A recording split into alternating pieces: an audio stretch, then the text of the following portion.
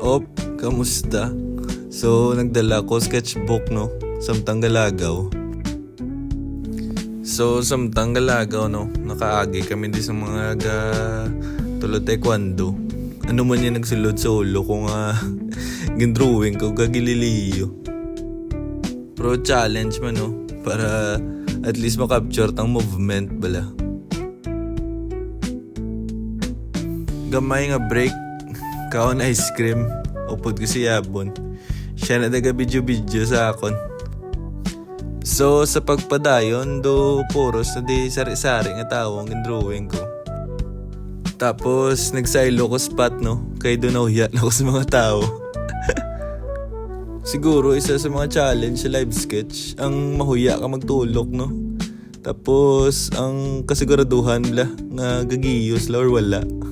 Mayara man kapundo So sa pagpadayon, no, share ko lang ang story sa isa ka drawing Si Sir na di yung kanta, gadjam upod sa mga jammers di.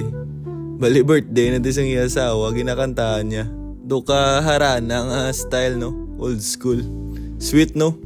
Ara si Mrs. Yo nan. Do ginkilig pataya. Di amo na, no, maka-witness ka man sa mga gwapong istorya sa pagpangalakaton kag drawing. So amo na sa amuning session. Salamat.